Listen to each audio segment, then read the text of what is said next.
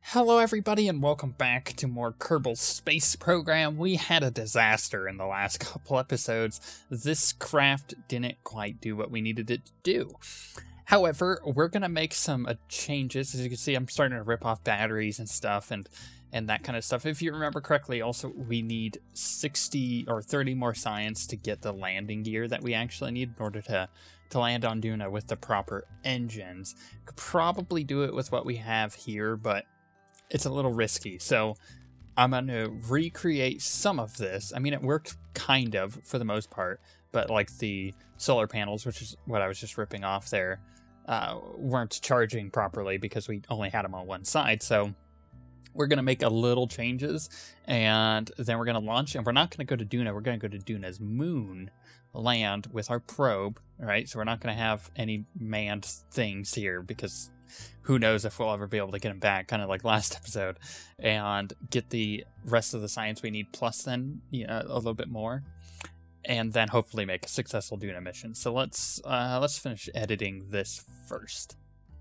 Okay, so I made adjustments. First, you can see I made a little hat, a little solar panel hat on Sputnik. Then I also added the large communication panel, larger batteries, a few panels back here, but more importantly we have these, which you deploy them outwards, and they're solar panels that you can actually deploy. So I should have plenty of solar power coverage, I should have plenty of ability to communicate things if I need to, and I should be able to get back safely to Kerbin. We'll see if that actually happens, but we should be able to do that. Now, that being said, I want to show you guys something that we haven't done before, which is action groups. So you can create action groups, so I'm going to do a custom one, and it is going to include this, which is going to toggle them, and that will actually toggle both of them? No, we're going to have to, I think we're going to have to add both of them. Oh gosh.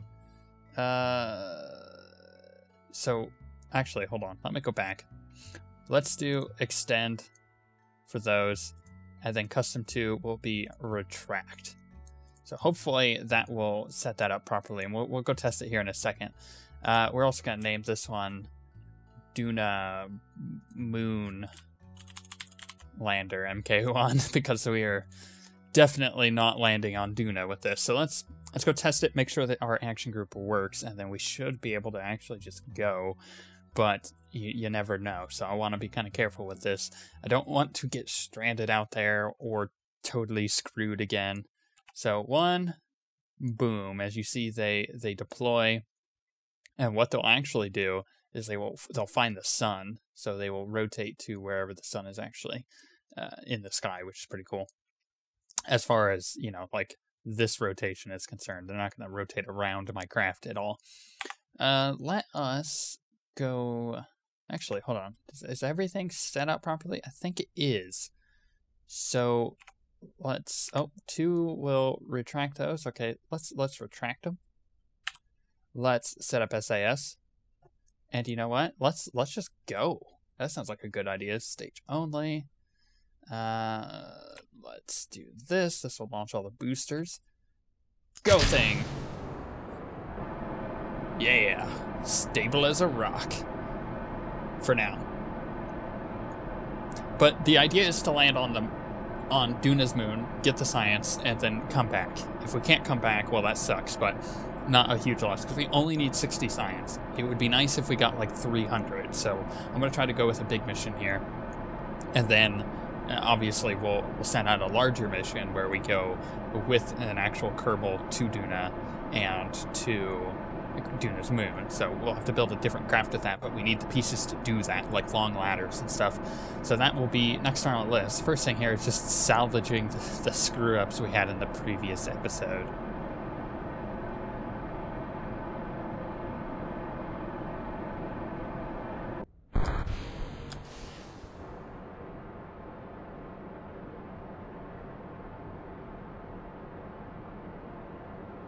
But for the most part, this is going to be just as standard as a launch as it was the last time we did it, so nothing really to miss here. Although we are going to get her done. We're gonna make sure this launch gets done as efficiently as possible, which is, I mean, we did a pretty good job last time, so I'm not too concerned.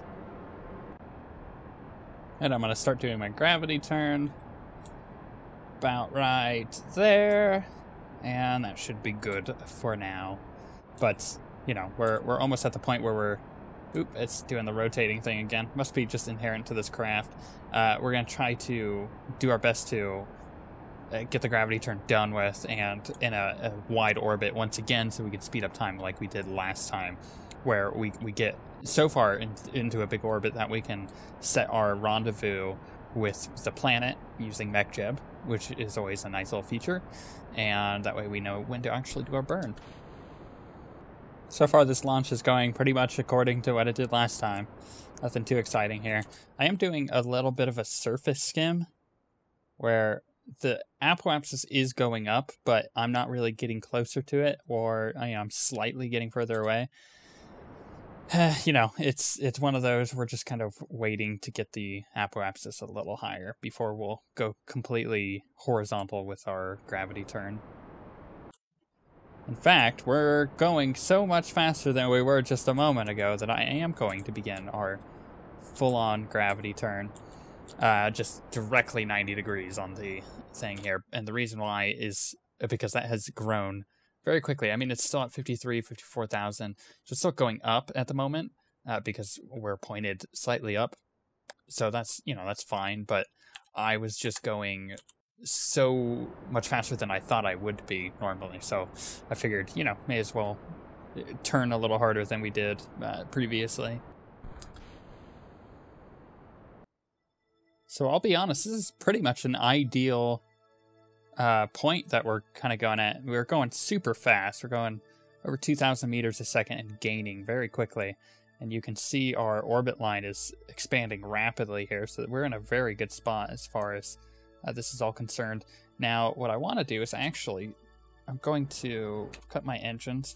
I'm going to speed up towards the apoapsis and do our typical burn at the apoapsis, which isn't anything new to you guys, but I don't know why that launch went really well. It feels like it went way better than the previous one. I mean, considering how much fuel I have left in this one stage alone. I don't know, maybe I did it more efficiently, maybe the craft was lighter for some reason. I'm not sure, but it feels like we did it better than we previously did, and that's something to be happy about, considering the rest of the previous 2 episodes were a disaster with me crashing constantly and having tons of issues. So, it could have been a lot better. But let's slow down time again and let us slowly but surely turn ourselves to our burn location. Full throttle, and let's get that orbit. It's going to be a nice orbit, actually. And there it pops out. Look for 70,000 like usual, which will happen here shortly. Perfect. Now we have a circularized,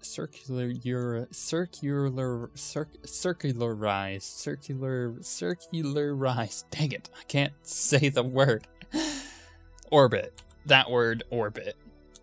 Which is nice. So let's bring that, of course, out to massive numbers. We're looking at 600,000 is what we want to do. So we are going to angle ourselves just right and then do our burns here. Okay, so I did 654 for that one, which is fine. So we'll speed up time here. We'll get to our apoapsis, and then we will burn again and do our periapsis to roughly the same amount. Get us a nice, huge orbit, which helps for speeding up time doing our, I guess, our intercept orbit. Is that on Duna or on Minmus? I think that's on Minmus, that first landing thing. No, because that's Minmus. No, that's Ike. Oh my gosh, I'm so confused. That's Tylo. What is that on? I have no idea what that's on. I think that's on Minmus. Either way, let's not go retrograde, which is what we're pointing at currently. Let's go prograde, and we will get our periapsis to the correct magical number here. It took me long enough. It was like 2 minutes of trying to get to this freaking retrograde or prograde. I don't know why my ship is turning so slow. Possibly because it still has a giant freaking fuel tank on the back. Oh, by the way, we added large parachutes on the top of the fuel tanks, like I said I should have done last time. Not that it really matters. I mean, honestly, it's not like we're really going to be using those at all. But that should be about good enough. Let's just make it 650. There we go.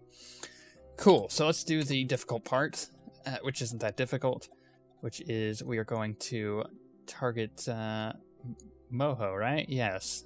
Wait, no. Wrong. No. Duna. I want to go to Duna, except I want to zoom into Duna a bit. Because while I want Duna as my target, I kind of want to target the moon, but we're going to use an aero brake maneuver on Duna anyway, so we may as well just pretty much plan to go towards Duna, do a aero brake, land on the moon, take back off, and go straight to Kerbin. So that's kind of our plan here. Now we want to not match planes, not Hoffman transfer. There we go. Create node, which is about right there, which is in 156 days. So I think we're actually going to go around to, what, there-ish? I don't know. We'll find out. And we will close that. I said close that. Now what I want to do is point myself already to the node. Then we'll speed up time. I have to do roughly 900 meters a second. It's kind of hard to tell because this is all wobbly. Can I give it a little fuel and maybe it'll fix it? Nope, it's just wobbly. We'll reset it once we get closer. But for the time being, let's speed up time. Now I am moving as fast as I possibly can, and I'm still moving incredibly slowly. So this is going to go around one more time before I'm actually able to make my burn, but we'll do our adjustment that we usually do, which is to get the apoapsis as close to Duna as possible. So that should be fairly easy. But the difficult thing is what I'm noticing here is that my electrical charge keeps going up and down, which isn't a problem. I'm just gonna make sure that I have the electrical charge all the way up. So what I was gonna do here is I was gonna slow this all the way down. And before we make our burn, I'm just gonna bust these out. Boom. So those should always at least try to face the correct direction here, as you see them rotating. And now we should have a ton of electrical charge. One would hope. That's kind of the hope right now, at least. So I want to zoom all the way back out, and we'll speed up time again. And as you see, my electricity isn't going down nearly as much, which is nice. It is going down a little bit, but that's every time I hit the dark side of Kerbin, and it's not draining all the way, which is nice. So we're not getting completely marooned as far as electricity is concerned by the time we actually get to our burn point.